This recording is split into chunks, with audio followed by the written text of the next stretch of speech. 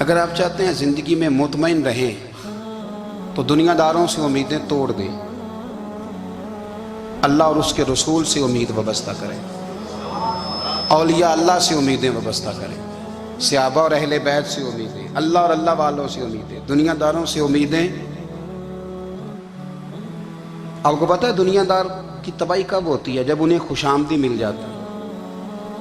چودھری کا بیڑا اس وقت غرق ہوتا ہے جب اسے چودھری کہنے والے زیادہ ہو جاتے ہیں۔ سیٹھ صاحب اور نواب صاحب بیچارے تباہ تب ہوتے ہیں بھولے پن میں، جب ان کے دائیں بائیں ریلا ہوتا ہے سیٹھ صاحب کہنے کا، لوگ انہیں کھانا چاہتے ہیں، پیار ان کا نہیں ہوتا، ان کی جیب کا ہوتا ہے، محبت ان سے نہیں ہوتی، ان کی کرسی سے ہوتی ہے، ضروریات کا پیار ہوتا ہے، تباہ کر دیا جاتا ہے۔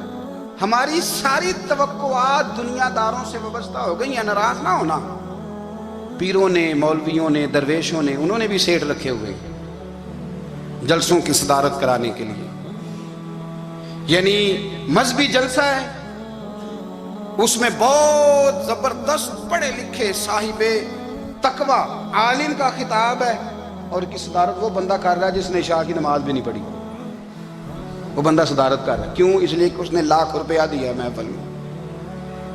خدا را دنیا داروں سے امیدیں چھوڑ دیں ورنہ آپ کمزور پڑ جائیں گے، آپ کی امیدیں ٹوٹیں گی۔ کتنا کمزور ہے وہ شخص دو چار ہزار کے لیے کسی بندے کی چاپلوسی کرتا ہے، اس کے پیچھے بھاگتا ہے، خوش آمدیں کرتا ہے تھوڑے سے نوٹوں کے لیے، دکھ سکھ میں کام آئے گا اس کام کے لیے۔ میرے رسول کریم علیہ السلام نے فرمایا جس نے بندوں کو راضی کرتے کرتے رب کو ناراض کر دیا، اس کی دنیا بھی گئی اور آخرت بھی گئی، اور فرمایا جس نے بندوں کی پرواہ نہیں کی اللہ کو راضی کیا، فرمایا اگر رب راضی ہو گیا تو لوگوں کے دلوں میں بھی محبت پیدا فرما دے گا۔ کیا ضرورت ہے خوش آمد کرنا دنیا داروں کی، سیٹوں کی، نوابوں کی، چاپلو۔ اور میں آپ کو ایک بات بتاؤں، ہوتا پتہ کیا ہے، یہ جو حب جا اور حب با ہوتی ہے نا، اس سے پیٹ نہیں بھرتا۔ آپ کو اگر خوش آمد کرنی ہے تو پھر آپ کو ساری زندگی کرنی ہے۔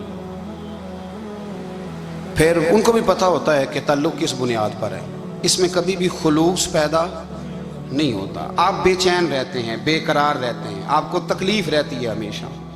کبھی بھی دنیا داروں سے امیدیں وابستہ نہ کریں۔ ایک بات سنیں بڑی شاندار، امام غزالی نے لکھی ہے۔ امام غزالی فرماتے ہیں کہ ہارون الرشید نہ حج کر کے واپس آیا بغداد میں، تو کونے میں حضرت بہلول دانا بیٹھے تھے، رش بہت تھا، مجمع بڑا تھا۔ حضرت بہلول دانا بھی سڑک کے کنارے بیٹھے تھے، تو سپاہی کہنے لگے یہاں سے اٹھ جاؤ، فرمانے لگے ہارون الرشید کی زمین نہیں، زمین میرے رب کی ہے، میں کیوں اٹھوں؟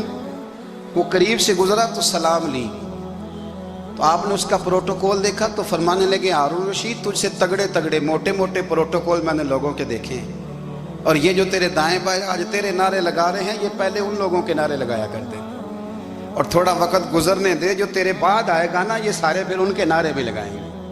تو جھوٹ کی دنیا میں زندہ ہے، ان سے تو نے امیدیں وابستہ کی ہیں، یہ کل اس کے نعرے لگائیں گے۔ اس کے دل پہ بڑا اثر ہوا، گھوڑے سے اتر آیا، آگے کہنے لگا حضور آپ نے مجھے بڑی اچھی نصیحت کی ہے، میرا دل بڑا ٹھنڈا ہوا ہے، میں نے سنا ہے آپ مقروض ہیں، کچھ لوگوں کا قرض، تو مجھے کوئی حکم ہی کر دیں۔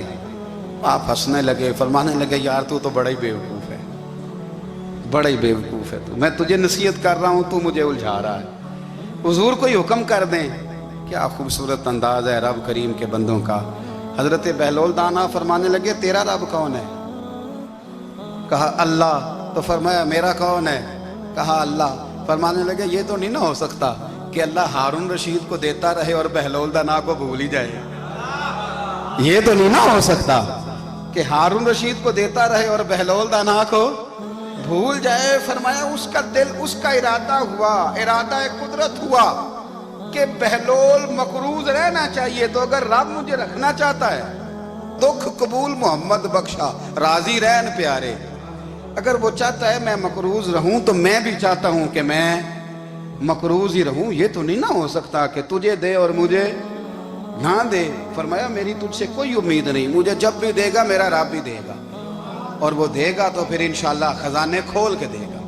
دنیا داروں سے امیدیں وابستہ کرنا، لوگوں کے پیچھے، یہ چھوڑ دیں، آپ بے چین رہیں گے، بے قرار رہیں گے۔ اللہ والوں سے ضرور امیدیں وابستہ کریں، اس لیے کہ ان کے پاس جو کچھ ہوتا ہے وہ دراصل رب کا ہی ہوتا ہے.